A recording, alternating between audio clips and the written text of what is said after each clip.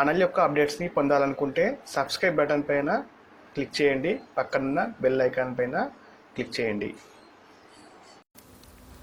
Hi friends, welcome to మన విద్య. DSC ప్రస్తుతం DRT HGT model paper 7. ఇది మోడల్ పేపర్ 7 అండి. దీనికంటే ముందు 6 మోడల్ పేపర్లని, అదేవిధంగా హెచ్జిటికి సంబంధించిన కంప్లీట్ సిలబస్ని 25 క్లాసులో కుదించి, మ్యాథ్స్కి సంబంధించిన కంప్లీట్ సిలబస్ని 25 క్లాసులో ఎక్స్ప్లెయిన్ చేయడం జరిగింది. అవన్నీ కూడా డిస్క్రిప్షన్ బాక్స్లో లింక్స్ ఉన్నాయి, మీకు కావాలంటే వాళ్ళు ఒకసారి వెరిఫై చేసుకోండి. ఇది మోడల్ పేపర్ 7 అండ్ ఎస్ఏ వాళ్ళకి కూడా 2 మోడల్ పేపర్స్ కంప్లీట్ చేసి కూడా అవి కూడా అప్లోడ్ చేసాము. ఇంకొక ముఖ్యమైన విషయం ఏంటంటే www.manavidya.in అన్ని రకాల పీడిఎఫ్స్ని తెలుగు అండ్ ఇంగ్లీష్ మీడియం వాళ్ళకి అప్లోడ్ చేయడం జరిగింది. సో వాటిని మీరు ఫ్రీగా డౌన్లోడ్ చేసుకోవచ్చు. సో ఈ రోజు మోడల్ పేపర్ 7లో అడిగే క్వశ్చన్స్ ఏ విధంగా ఉన్నాయి, వాటికి షార్ట్ కట్ ట్రిక్స్ ఏంటో డిస్కస్ చేద్దాం.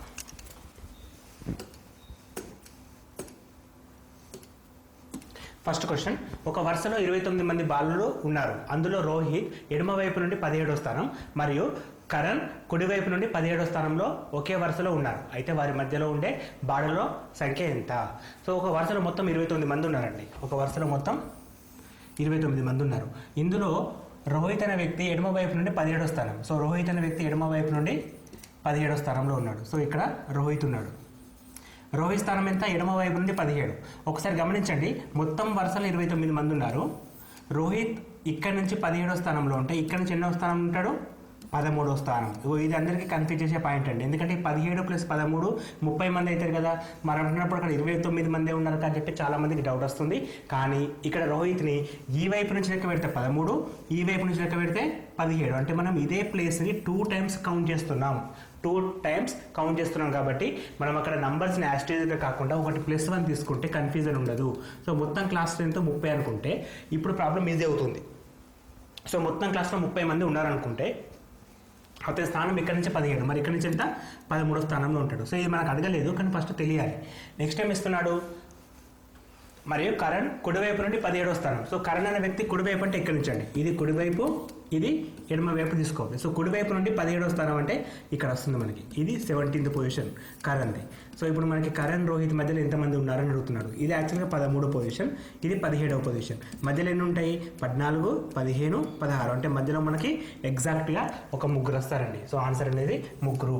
సో ఈ కన్ఫ్యూజన్ పోవాలంటే చిన్న నంబర్ తీసుకుందాం. 1, 2, 3, 4, 5.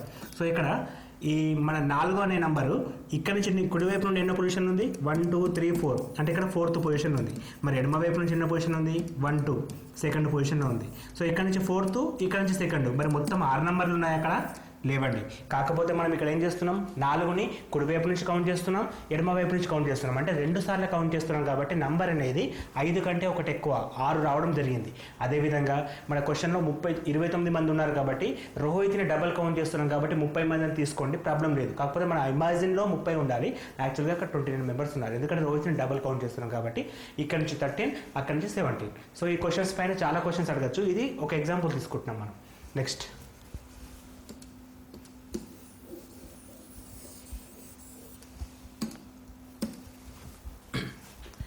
ఉత్తీర్ణైన విద్యార్థుల్లో అజయ్ మీది నుండి 16వ స్థానంలో ఉన్నాడు, మరియు కింది నుండి 29వ స్థానంలో ఉన్నాడు. అందులో 5 విద్యార్థులు ఉత్తీర్ణ కాలేదు, మరియు ఒక 5 విద్యార్థులు అనర్హత సాధించారు. అయితే మొత్తం తరగతిలో ఉన్న విద్యార్థులు ఎంతమంది? సో ఇప్పుడు పాస్ అయిన లిస్టు, అంటే ఉత్తీర్ణైన వాళ్ళ లిస్టు రాసినప్పుడు మనకి అజయ్ అనే వ్యక్తి 16వ పొజిషన్ ఉన్నాడు. సో అజయ్ అనే వ్యక్తి పై నుండి 16వ పొజిషన్ అంటే ఇక్కడ తీసుకుందాం. అజయ్ అనే వ్యక్తి పై నుండి 16వ పొజిషన్ వస్తున్నాడు. కింది నుండి ఎన్నో ప్లేస్ ఉన్నాడంట? కింది నుంచి సేమ్ పొజిషన్ 29వ పొజిషన్ ఉన్నాడు. అంటే ఇదే అజయ్ కింది నుండి 29, పై నుండి 16. అంటే ఇప్పుడు అజయ్ డబల్ కౌంట్ చేస్తున్నాం కదా. సో ఇప్పుడు క్లాసులో ఎంతమంది ఉంటారు? మొత్తం మనకి 16 + 29. 16 + 29 అంటే 5, 45 మంది ఉండుంటారు. సో ఇప్పుడు ఈ 45 మంది పాస్ అయిన వాళ్ళ లిస్టు, అంటే ఉత్తీర్ణులు అయిన వారి లిస్టు 45 మంది ఉంది. ఉత్తీర్ణులు అయిన వాళ్ళు ఎంతమంది అంటే 49 అని చెప్పొచ్చు. ఇవి 45 మంది ఉత్తీర్ణులు అయ్యారు. సో వీటికి మనం ఒకటి ఖచ్చితంగా తక్కువ తీసుకోవాలి. ఎందుకంటే ఇదే అజయ్ని మనం ఏం చేస్తున్నాం? పై నుంచి 16 అంటున్నాం, కింద నుంచి 29 అంటున్నాం. ఇంతకుముందు చెప్పిన లాజిక్ ప్రకారం ఇక్కడ 44 తీసుకోవాల్సి వస్తుంది. ఇది కీ పాయింట్ అండి. సో ఆయన పొజిషన్, అజయ్ అయిన పొజిషన్ పై నుండి 16, కింద నుండి 29. అంటే మొత్తం ఎంతమంది అక్కడ?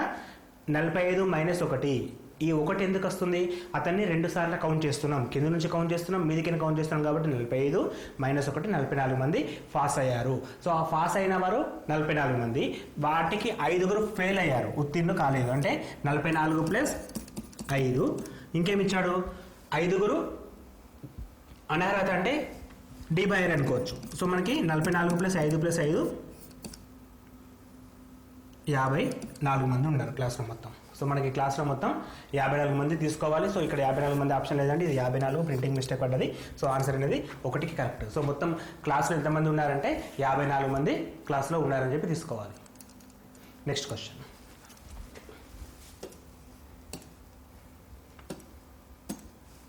ఒక వరుసలో కుడివైపు నుండి మహేష్ 10వ స్థానంలో కలడు, ఎడమవైపు నుండి సురేష్ 10వ స్థానంలో ఉన్నాడు. వారు ఇరువురు స్థానాలు మార్చుకున్నట్లయితే ఎడమవైపు నుండి 27వ స్థానంలో సురేష్ ఉంటే కుడివైపు నుండి మహేష్ 8వ స్థానంలో ఉన్నాడు. సో ఇక్కడ కామన్గా ఏం చేస్తామంటే వాళ్ళు 10వ పొజిషన్ 10వ పొజిషన్, ఇక్కడ 27 పొజిషన్కి వచ్చేసి చేంజ్ అయిపోయింది కాబట్టి ఆన్సర్ 27 పొజిషన్ చెప్పి కౌంట్ చేస్తాం. కానీ ఆ 27 మైనస్ 1 చేస్తే ఆన్సర్ అయిపోతుంది. ఆన్సర్ అనేది 26. బ్లైండ్గా పెట్టచ్చండి. సో చూసి చూడగానే ఆన్సర్ చేయడానికి ఈ విధానం ఉపయోగపడుతుంది. లేదు మనం కరెక్ట్ ప్రాసెస్ ప్రకారం చేయాలనుకుంటే సో ఒక వరుసలో మొత్తం ఎంతమంది ఉన్నారో తెలియదు, కానీ మహేష్ అనే వ్యక్తి ఎడమవైపు నుండి 10వ పొజిషన్ ఉన్నాడు. సురేష్ అనే వ్యక్తి కుడివైపు నుండి 10వ పొజిషన్ ఉన్నాడు. ఈ పొజిషన్స్ మార్చుకుంటే ఇతను 27వ స్థానానికి వెళ్ళిపోయాడు. సో ఇతడు వాళ్ళ స్థానాలు మార్చుకున్నట్లయితే ఎడమవైపు నుండి 27వ స్థానంకి సురేష్ వెళ్ళాడు. సో 27వ స్థానానికి సురేష్ వెళ్ళిపోయాడు. సో క్లాస్లో మొత్తం ఎంతమంది ఉంటారు? 27 ప్లస్ 10 7, 27 ప్లస్ 10 37 మైనస్ 1. సో క్లాస్లో మొత్తం 36 మంది ఉన్నట్టు. ఇప్పుడు క్లాస్లో మొత్తం ఎంతమంది ఉన్నారు? 36 మంది ఉన్నారు. సో 36 మంది ఉన్నప్పుడు ఇక్కడ నుంచి పొజిషన్ ఎంత అవుతుంది? మళ్ళీ స్థానం మార్చుకున్నప్పుడు 26 పొజిషన్కి వచ్చేస్తాడు. సో ఆన్సర్ ఎంత మనకి 26 అని చెప్పి తీసుకోవచ్చు. సో ప్రాసెస్ ప్రకారం లాంగ్గా చేయొచ్చు, లేదా ఇటువంటి క్వశ్చన్స్ని షార్ట్కట్లో -1 చేయండి సరిపోతుంది. -1 సరిపోతుంది. Next question. ఈ క్రింది వాటిలో 3 రకాల చక్కెర పదార్థాలను 408 కేజీలు, 468 కేజీలు, 516 కేజీలలో ఉన్నాయి. వాటిని అన్నింటినీ వేరు వేరు ప్యాకెట్లలో ఎటువంటి మిశ్రమం కలపకుండా తీసుకోవాలి. వాటిలో పెద్ద ప్యాకెట్ ఏది? ఇక్కడ కీవర్డ్ ఏంటంటే పెద్ద ప్యాకెట్. పెద్ద ప్యాకెట్ అంటే highest factor. So highest factor అంటే గాసాబా, గరిష్ట సామాన్య భాజకం. సో ఇటువంటి క్వశ్చన్స్కి గాసాబా కనుక్కుంటే సరిపోతుంది. మనకి ఇచ్చిన నెంబర్స్ ఏంటి? 408, ఇంకొకటి 468. ఫస్ట్ వీటికి కనుక్కుందాం, వచ్చిన తర్వాత దానికి ఇంప్లిమెంట్ చేద్దాం. సో 408 × 8 ఇక్కడ 60 ఉంటుంది. ఇప్పుడు 60 తీసుకొచ్చి ఇక్కడ పెడితే 408. సో ఆటోమేటిక్గా 6లో అవుతుంది, 360. ఇక్కడ మనకి 48 వస్తుంది. సో మళ్ళీ ఇక్కడ 60 తీసుకుంటాం. 48 ఎక్కం 48, సో 12 ఉంటుంది. సో 48 ఇక్కడికి వస్తుంది, 12 4 48. సో మనకి వచ్చే హెచ్సిఎఫ్ ఎంత? 12. గాసాబా కనుక్కోవడానికి జనరల్ మెథడ్ చెప్తున్నాను. ఈ జనరల్ మెథడ్ ఆల్రెడీ మనం హెచ్సిఎఫ్ అండ్ ఎల్సిఎం అనే టాపిక్ క్లాస్ నెంబర్ 3లో డిస్కస్ చేసాం నంబర్ సిస్టంలో. కావాలంటే ఒకసారి నంబర్ సిస్టమ్స్ వెరిఫై చేయండి, దాని లింక్ కింద ఉంది. సో ఇప్పుడు మన గాసాబా ఎంత వచ్చింది? ఫస్ట్ 2 నెంబర్లకి 12 వచ్చింది. సో ఈ 12 తోటి 516 చేయాల్సి వస్తుంది. సో 516. సో డైరెక్ట్గా క్యాన్సిల్ అవుతుందండి. 12 ఎక్కం 12 4 48, 3 మిగులుతుంది 36, 12 3 36. అంటే డైరెక్ట్గా మనకి నెంబర్ క్యాన్సిల్ అవుతుంది కాబట్టి మళ్ళీ గాసాబా ఎంత అవుతుంది? 12 అవుతుంది. సో మొత్తం ఆన్సర్ ఎంత? 12. సో ఇట్లా గాసాబా కనుక్కోవాల్సిన అవసరం కూడా లేదండి. సో మనం ఆప్షన్స్ని కూడా డివైడ్ చేస్తే సరిపోతుంది. డివైడ్ చేసి చూద్దాం. 408/36. 408/36 క్యాన్సిల్ కాదండి, ఎందుకంటే 36 1 36, 4 మిగులుతుంది. 36 1 36, 4 ఉంటుంది 48. సో ఇది 36 టేబుల్లో రాదు. సో ఈ 36 టేబుల్లో రానప్పుడు ఇది ఆన్సర్ కాదు. అదేవిధంగా 50 కూడా ఆన్సర్ కాదు. మరి 24 యొక్క 16 మిగులుతుంది 168. 168 అనేది 24 టేబుల్లో రాదు. సో ఇది కూడా కాదు. కానీ కేవలం 12తో మాత్రమే 408 డివిజన్ అవుతుంది, 468 డివిజన్ అవుతుంది, 516 కూడా డివిజిబుల్ అవుతుంది. సో ఇట్లా అయినప్పుడు మాత్రమే దాన్ని గాసాబాగా పరిగణిస్తాం. మనకు కావాల్సిన ఆన్సర్ 12. దాన్ని 2 రకాలుగా ఫైండ్ అవుట్ చేయొచ్చు through options, general process. Next question. 0, 1, 2, 3, 4 అనే అంకెలను ఉపయోగించి పెద్ద నంబర్ మరియు చిన్న నంబర్కి మధ్య గల భేదాన్ని తెలపండి. సో ఈ నంబర్స్ని ఉపయోగిస్తే పెద్ద నంబర్ ఏది రావచ్చు? ఫర్ ఎగ్జాంపుల్ పెద్ద నెంబర్ అంటే ఖచ్చితంగా మనం 4 తోటి, తర్వాత 3 తోటి, తర్వాత 2 1 0. అంటే ఈ నంబర్స్ని వాడినప్పుడు 43,210 అనేది పెద్ద నెంబర్ అండి. అంతకంటే పెద్ద నెంబర్ రాయలేము. 1 థింగ్ ఇక్కడ మనకి మరలా ఉపయోగించమని చెప్పలే కాబట్టి మనం తీసుకున్న నెంబర్ ఇదే తీసుకుంటాం. సో వాటిని ఉపయోగించినప్పుడు ఒకసారి మాత్రం ఉపయోగిస్తే ఆన్సర్ అనేది 43,210. మరి చిన్న నెంబర్ అంటే 0 1 2 3 4. చాలామంది చేసే మిస్టేక్ ఇదండి. ఇది నెంబర్ కాదు, ఎందుకంటే అక్కడ మనకి 0 అనేది ఉపయోగపడలేదు. జీరో అనేది ఉపయోగపడలేదు. సో అది తీసుకోవడం తప్పు. చాలామంది చేసే మిస్టేక్, జనరల్ మిస్టేక్, ఇక్కడ 0 1 2 3 4 తీసుకుంటారు, అది ఆప్షన్ నెంబర్ 1 2 ఉంటుంది, మనం అది క్లిక్ చేస్తాం. సో అక్కడ జనరల్ తప్పు అదనమాట. సో అక్కడ మనం ఈ నెంబర్స్ అన్ని వాడినప్పుడు జనరల్గా అయితే కంపల్సరీ 1 ఫస్ట్ ఉండాలి, తర్వాత 0 ఇక్కడ ఉండాలి. సో 0 2 3 4 అంటే మనకు నెంబర్ ఎంత వచ్చింది? 1 0 2 3 4 అనేది మనకు కావాల్సిన చిన్న నెంబర్. పెద్ద నెంబర్, చిన్న నెంబర్, వీటి మధ్య వ్యత్యాసం కనుక్కోవాలి. ఇప్పుడు 10 - 4 6. సో 6 అనేది ఓన్లీ ఒకటే కేసులోనే ఉంది, కాకపోతే ఇక్కడ ఏవి ఉన్నది కాబట్టి మొత్తం చేయాల్సి వస్తుంది. ఇది ఒకవేళ లేకుండా ఇక్కడ మనకి లాస్ట్ నెంబర్ 3 ఉంటే ఇక్కడికి ఆప్షన్ ఆపేస్తాం, సరిపోతుంది. కానీ మన టైం అనేది ఇంపార్టెంట్ కదా, టైంని కన్జ్యూమ్ చేసుకోవడానికి ఉపయోగపడుతుంది. కానీ ఈ ప్రాబ్లంలో మొత్తం చేయాల్సి వస్తుంది. సో ఇప్పుడు మనకి మళ్ళీ తీసుకుంటే చాతం 10 - 3 7, 10 - 2 11 - 2 9, అవసరం లేదు, 2 అంటే 2, ఇది 3, 32,976 ఇదే వచ్చిందండి. సో ఆన్సర్ అనేది ఒకటిగా టిక్ చేయాల్సి వస్తుంది.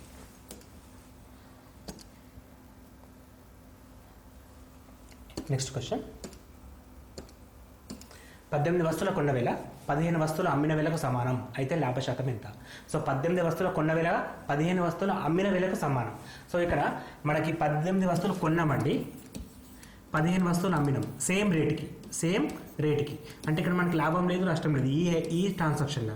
కాకపోతే 18 కొన్నాం, 15 అమ్మినాం, అంటే మన దగ్గర ఒక 3 వస్తువులు ఖాళీగా అలాగే ఉంటాయి కదా, ఆ 3 వస్తువులు మనకు లాభం. సో ఇక్కడ మనకి ట్రాన్సాక్షన్లో యాక్చువల్గా 18 కొన్నాం అంటే సపోజ్ 100 రూపాయలు పెట్టి 18 కొనుకొచ్చినాం, 15 అమ్మినప్పుడు మన 100 రూపాయలు మనకు వచ్చేసినాయి. సో మన దగ్గర ఏమని, మన అమౌంట్ మన దగ్గరనే ఉంది, ఇంకొక 3 ఐటమ్స్ మన దగ్గర ఉన్నాయి. సో ఈ 3 ఐటమ్స్ మనకు లాభం. ఈ 3 ఐటమ్స్ మనకు లాభం ఎందుకు వచ్చినాయి? మనం 18 కొన్నందుకు రాలే, 15 అమ్మినందుకు వచ్చింది. ఇది ఒక్క కీ పాయింట్ అర్థమైతే ఆన్సర్ అయిపోతుందండి. మనం 18 వస్తువులు కొన్నాం, 15 వస్తువులు అమ్మినాం, మన అమౌంట్ మనకు వచ్చేసింది. సో మన దగ్గర మనం ఎంత ఖర్చు పెట్టినామో అంత ఖర్చు మనకు వచ్చేసింది. కాకపోతే మన దగ్గర 3 ఐటమ్స్ ఎక్కువ ఉన్నాయి, 3 వస్తువులు అట్లే మిగిలిపోయినాయి. ఈ మిగిలిపోయినాయి మనకు లాభం.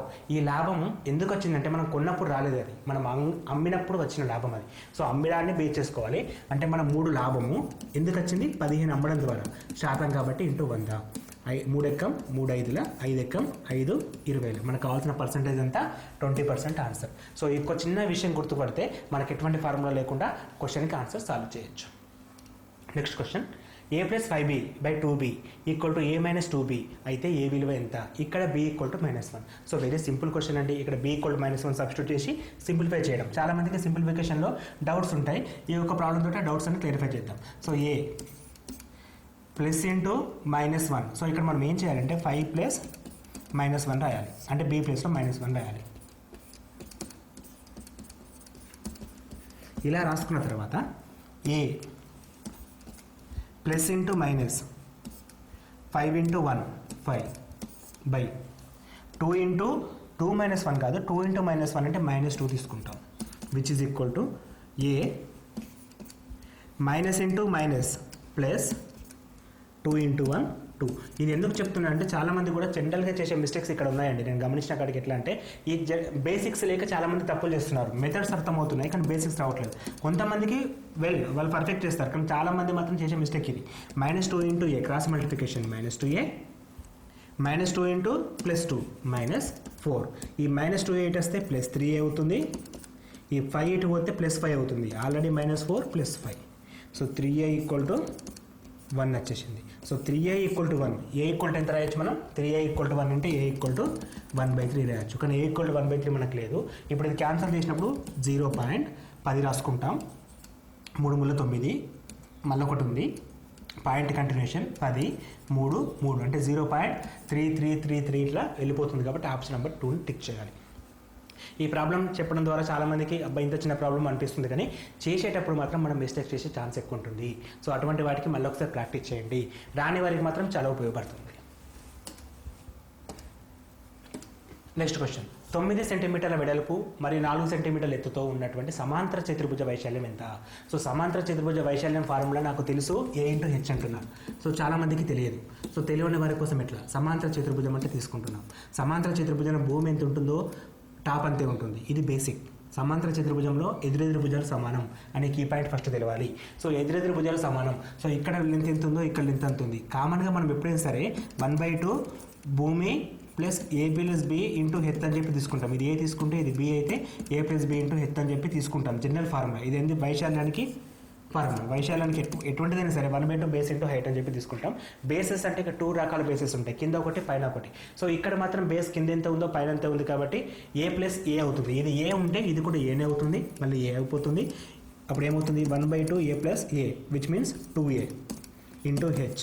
ఏ 2 get cancel, remaining a into H అని చెప్పి తీసుకుంటాం. ఇక్కడ క్లియర్గా వెడల్పు అంటే కింద ఇచ్చింది 4, ఎత్తు అంటే వెడల్పు అంటే 9, ఎత్తు అంటే 4. So 9 4 36, a into H 36 formula. So ఈ a ఇంటూ హెచ్ గుర్తుపెట్టుకోవాలి అంటే మనం క్షేత్రమితి క్షేత్రగంతానికి సంబంధించి 3 వీడియో చేసామండి. 3 వీడియోస్లో కూడా వీటిపైన బేసిక్స్ ఈ విధంగా ప్రతి దాన్ని గుర్తుంచుకుని అవసరం లేదు, బట్టి పట్టిన అవసరం లేదు. వాటికి డెఫినేషన్స్ ఏంటి, వైశాల్యం అంటే ఏంటి, ఘనపరిమాణం అంటే ఏంటి, అసలు చుట్టుకొలతను ఏ విధంగా కలపాలి, ఏ విధంగా తీసివేయాలని చెప్పి చేయడం జరిగింది. వాటికి సంబంధించిన క్లాసెస్ మనం అన్ని కంప్లీట్ చేసాం. 25 క్లాసెస్లో క్లియర్గా డిస్కస్ చేసాం. ఈ క్లాసెస్ విన్నట్టయితే కోచింగ్ కూడా అవసరం లేదండి, కాకపోతే దానిపైన మనం ప్రాక్టీస్ అవసరం. సో ఆ క్లాసెస్ని బేస్ చేసుకుని మోర్ నెంబర్ ఆఫ్ ప్రాక్టీస్, మీరు మార్కెట్లో నెంబర్ ఆఫ్ బుక్స్ అవైలబిలిటీ ఉంటాయి, ఆ బుక్స్ తీసుకొచ్చుకొని ప్రాక్టీస్ చేయండి. డౌట్స్ ఉంటే క్లాసులు చూడండి, సరిపోతుంది. అనవసరంగా డబ్బులు పెట్టి కోచింగ్ అవసరం లేదు. సో ఇక్కడ ఆన్సర్ అనేది 36గా తీసుకోవాల్సి వస్తుంది. నెక్స్ట్ క్వశ్చన్, ఈ క్రింది వాటిలో ప్రధాన సంఖ్య మరియు సంయుక్త సంఖ్య కానిది ఏది? 2 కావాలి. 2 అయ్యేది కేవలం 2 కానిది కేవలం 1 మాత్రమే. 1ని మనం ప్రధాన సంఖ్య అనలేం, సంయుక్త సంఖ్య అనలేం. 3 ప్రధాన సంఖ్య, 2 ప్రధాన సంఖ్య, సరి ప్రధాన సంఖ్య, కానీ సంయుక్త సంఖ్యలు కావాలి. 0 అనేది ప్రధాన సంఖ్య కాదు, కాకపోతే సంయుక్త సంఖ్యగా తీసుకుంటాం. అది అసలు 0ని కన్సిడర్ చేయం. సో మనకున్న ఆన్సర్లో ఒకటి తీసుకోవాలి, అది 1 అండి. సో 1 అనేది ప్రైమ్ నెంబర్. ప్రధాన సంఖ్య డెఫినేషన్ ప్రకారం కనీసం రెండు కారణాంకాలు ఉండాలి. సంయుక్త సంఖ్య డెఫినేషన్ ప్రకారం 2 కంటే ఎక్కువ ఉండాలి. ఈ 1కి 2 ఉండవు, 2 కంటే 1 తక్కువ ఉండదు. సో ఆన్సర్ అనేది మనం 1 తీసుకోవాల్సి వస్తుంది. అందుకే మనం స్పెషల్ కేసు రాస్తాం. నంబర్ సిస్టమ్ క్లాస్లో ఒకటి రాపించాను నేను స్పెషల్ కేసు ఒకటి. ఏమని చెప్పాను, 2 అనేది కేవలం ఏకైక సరి ప్రధాన సంఖ్య, 1 అనేది ప్రధాన సంఖ్య కాదు మరియు సంయుక్త సంఖ్య కాదు. 1 అనేది ప్రధాన సంఖ్య కాదు, సంయుక్త సంఖ్య కాదు. నెక్స్ట్ క్వశ్చన్, ఒక గది యొక్క పొడవు వెడల్పు కంటే 3 రెట్లు ఎక్కువ అయితే రూమ్ చుట్టుకొలత 64 సెంటీమీటర్లుగా ఉన్నట్లయితే గది యొక్క వెడల్పు ఎంత? గది యొక్క పొడవు వెడల్పు కంటే 3 రెట్లు ఎక్కువ. సో గది పొడవు వెడల్పు అని ఇచ్చినప్పుడు అది దీర్ఘచతురాకారంలో ఉందని చెప్పి మనం గుర్తుపట్టాలి. ఇక్కడ 2 వేరు ఇచ్చాడు కదా, ఒకటి పొడవు ఒకటి వెడల్పు అంటే అది దీర్ఘచతురస్రం. సో పొడవు ఎట్లా ఉంది, వెడల్పు కంటే 3 రెట్లు ఎక్కువ. సో నేను పొడవుని వెడల్పుని x అనుకుంటే పొడవు ఏమవుతుంది 3x అవుతుంది. సో 3 రెట్లు ఎక్కువ. ఇది x అయితే ఇది 3x అవుతుంది. సో ఇప్పుడు మనకి ఇచ్చింది ఏంది, దాని చుట్టుకొలత ఇచ్చాడు. సో చుట్టుకొలత ఈక్వల్ టు 64 ఇచ్చాడు. యాక్చువల్గా చుట్టుకొలత అంటే ఎట్లా వస్తుంది, అన్ని సైడ్లని కలపాలి. ఇక్కడ x ఉంటే దీర్ఘచతురానికి ఇక్కడ x ఉంటుంది, ఇక్కడ 3x ఉంటే ఇది కూడా 3x అవుతుంది. సో ఇప్పుడు మనం మొత్తం కలిపితే x plus 3x 4x plus x 5x plus 3x అంటే 8x వస్తుంది. 8x ఈక్వల్ టు 64 రాసినప్పుడు x ఈక్వల్ టు 8 అవుతుంది. సో x ఈక్వల్ టు 8, ఇక్కడ 8, ఇక్కడ 24. మనకి ఏది అడిగాడు ఇప్పుడు, పొడవా వెడల్పు తీసుకోవాలి. మనకు అడిగింది వెడల్పు అంటే x తీసుకోవాలి. x ఎంత ఉంది 8. ఓకేనా, పొడవు అడుగుంటే 24 తీసుకోవాలి. నెక్స్ట్ క్వశ్చన్, ఒక కార్మికుడు 25 రోజుల ఒప్పందం మీద ఒక పనికి కుదిరాడు. ఆయనకు ఒక రోజు పనికి 2 రూపాయల వేతనం చెల్లిస్తారు. ఒకవేళ ఆయన రాకపోతే 50 పైసల్ని కట్ చేస్తారు. అతనికి 37.5 రూపాయలు వేతనంగా చెల్లిస్తే అతను రాని రోజులు ఎన్ని? మొత్తం 25 రోజులకు వర్క్ ఓకే చెప్పాడు. ఇందులో వచ్చిన రోజు 2 రూపీస్ వస్తాయి, రాని రోజు -0.5 అంటే 1 రూపాయలో సగం ఆటాన 50 పైసలు ఖర్చు అయిపోతాయి, మైనస్ చేస్తారు. సో తనకి ఓవరాల్గా 37.5 వస్తున్నాయి. అయితే తను రాని రోజులు ఎన్ని అని అడుగుతున్నాడు. సో ఇది మల్టిప్లికేషన్ చేసి చేయొచ్చు, ఇంకా మనం XY అని చెప్పి అనుకొని చేయొచ్చు.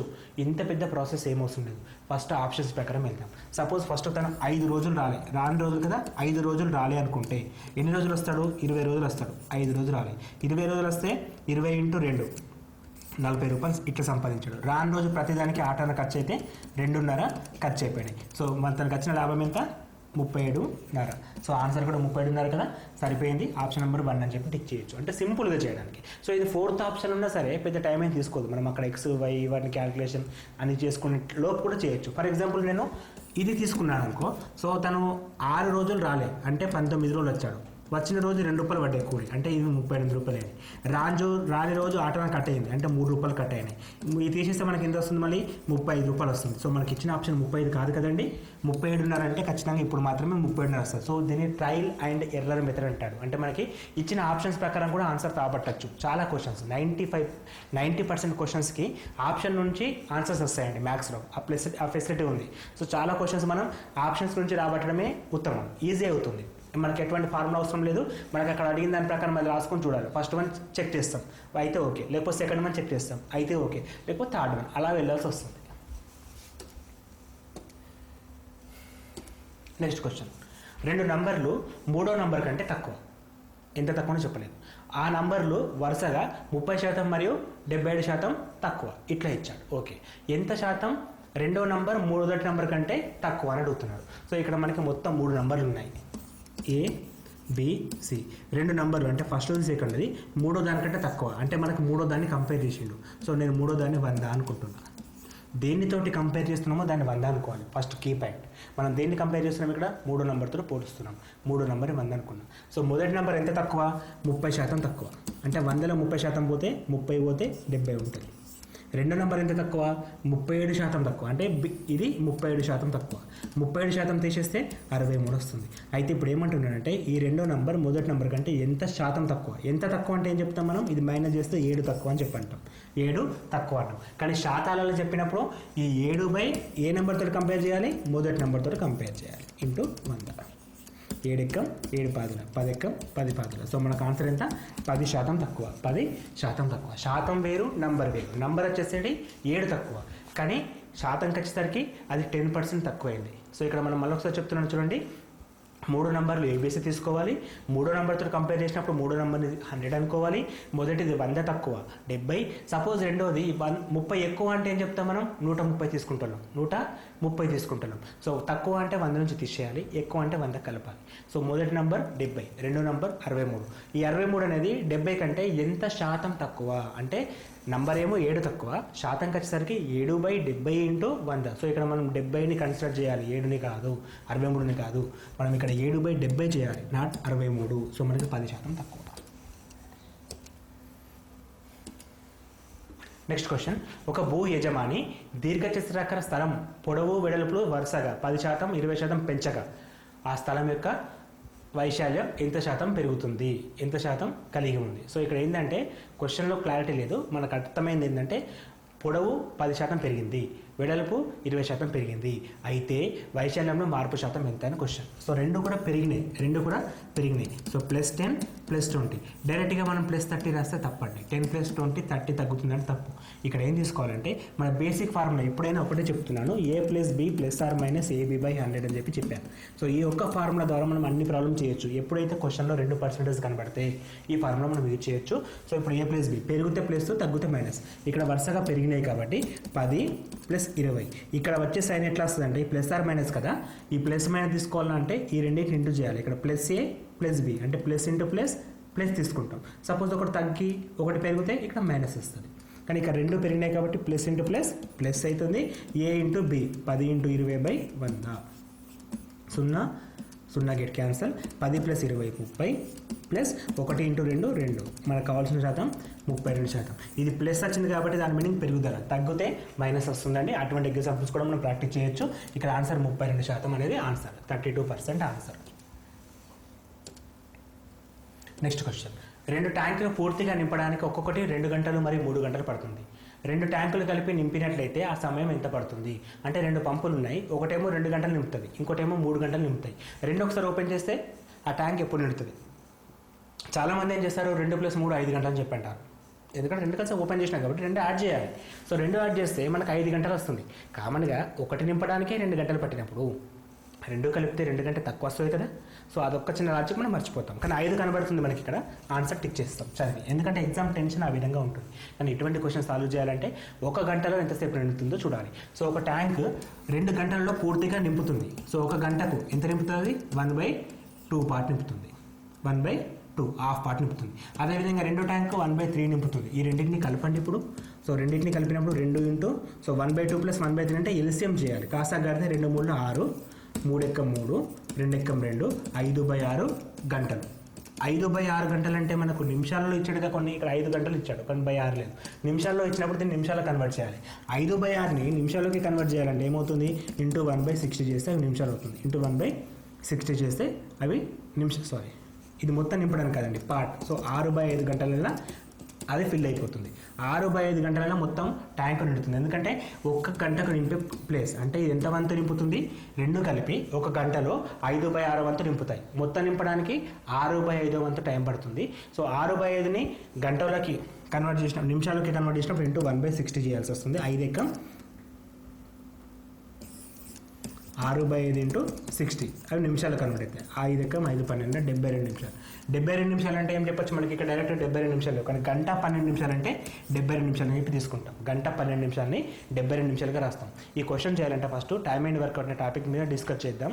ఆ డిస్కస్ చేసిన వీడియోస్ అన్ని కింద ఉన్నాయి, వాటిని ఒకసారి చూడండి. అప్పుడు మనకి ఏమర్థమవుతుందంటే ఒక నిమిషంలో చేసే పని, ఒక గంటలో నింపే భాగం ఏందో అర్థమవుతుంది. అది అర్థమైన తర్వాత ఈ క్వశ్చన్ చాలా వరకు ఈజీ అవుతుందండి. సో మనకి ఇంకా బ్లాండ్గా చెప్పాలంటే 1/2 + 1/3 చేయండి. అది చేసాం అక్కడ, అది 5/6 వచ్చింది. దీనికి రివర్ట్ చేస్తే 6/5 గంటాస్. సో దాన్ని మినిట్స్లోకి మార్చితే into 60 which is equal to 72 అని చెప్పి రాయాలి. సో అంటే తక్కువ టైంలో చేయడానికి.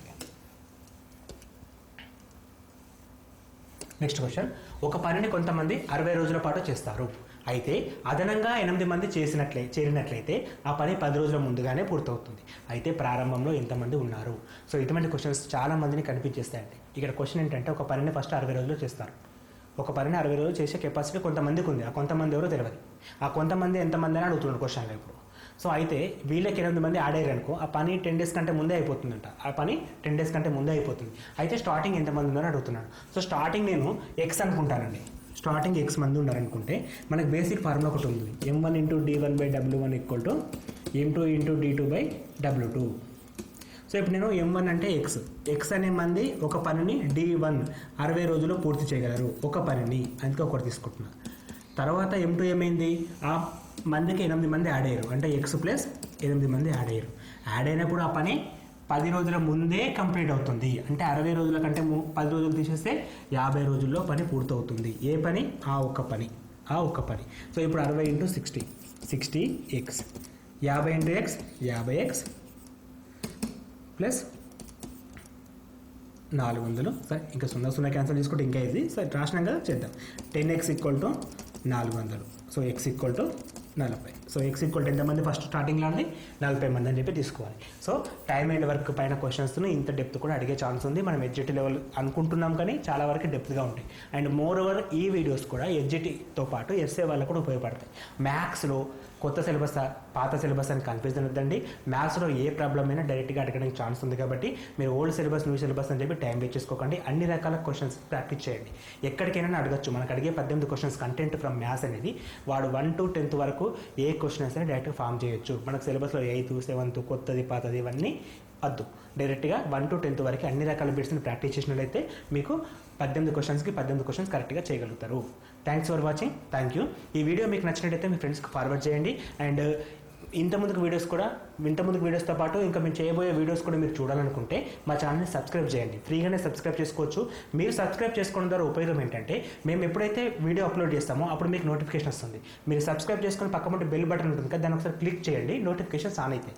సో వన్స్ నోటిఫికేషన్ ఆన్ కాగానే మేము సపోజ్ 2 days తర్వాత ఒక వీడియో పెడితే మీరు వెయిట్ చేయకుండా ఆ వీడియో మీకు నోటిఫికేషన్ రూపంలో లభించడం జరుగుతుంది. Thanks for watching. Thank you and all the best for your exam.